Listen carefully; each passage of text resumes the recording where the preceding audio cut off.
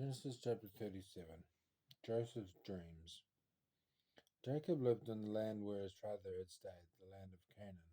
This is the account of Jacob's family line. Joseph, a young man of 17, was tending the flocks with his brothers, the sons of Bilhah and the sons of Zilpah, his father's wives, and he brought their father a bad report about them. Now Israel loved Joseph more than any of his other sons, because he had been born to him in his old age, and he made an ornate robe for him.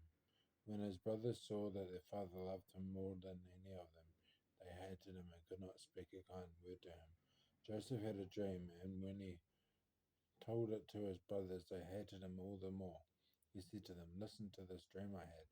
We were binding sheaves of corn out in the field when suddenly my sheaf rose and stood upright, while your sheaves gathered round mine and bowed down to it." His brothers said to him, "Do you intend to reign over us? Will you actually rule us?" And they hated him all the more because of his dream and what he had said. Then he had another dream, and he told it to his brothers.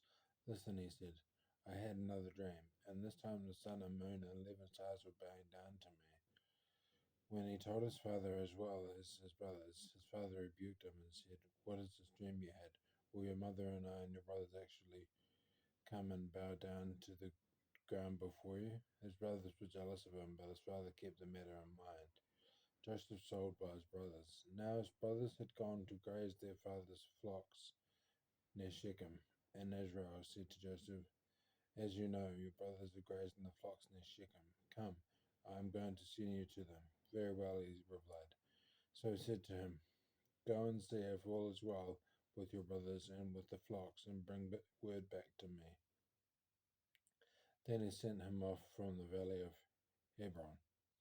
When Joseph arrived at Shechem, a man found him wandering around in the fields and asked him, "What are you looking for?" He replied, "I'm looking for my brothers. Can you tell me where they are grazing their flocks?" "They have moved on from here," the man answered. "I heard them say, 'Let's go to Dothan.'" So Joseph went after his brothers and found them near Dothan. But they saw him in the distance, and before he reached them, they plotted to kill him. "Here comes that dreamer," they said to each other. "Come now, let's kill him and throw him into one of these cisterns, and so that ferocious animal devoured him. Then we'll see what comes of his dreams." When Reuben heard this, he tried to rescue him from their hands. "Let's not take his life," he said. "Don't shed any blood. Throw him into the cistern here in the wilderness, but don't lay a hand on him." Reuben said this to rescue him from them and take him back to his father. So when Joseph came to his brothers, they stripped him of his robe, the ornate robe he was wearing, and they took him and threw him into the cistern. The cistern was empty, there was no water in it. As they sat down to eat their meal, they looked up and saw a caravan of Ishmaelites coming from Gilead.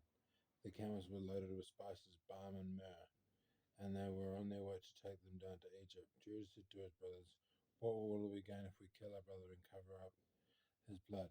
Come, let's see him to the Ishmaelites, sell him to the Ishmaelites, and not lay our hands on him. After all, he is our brother, our own flesh and blood." His brothers agreed.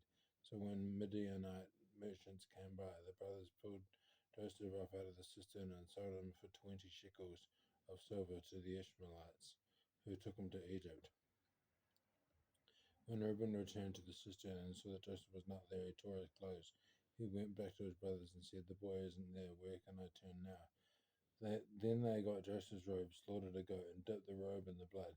They took the ornate robe back to their father and said, "We found this. Examine it to see whether it is your son's robe." He recognized it and said, "It is my son's robe. Some ferocious animal has devoured him. Joseph has surely been torn to pieces." Then Jacob tore his clothes, put on sackcloth, and mourned for his son many days. All his sons and daughters came to comfort him, but he refused to be comforted. "No," he said, "I will continue to mourn until I join my son in the grave." So his father wept for him. Meanwhile, the Midianites sold Joseph in Egypt to Potiphar, one of Pharaoh's officials, the captain of the guard.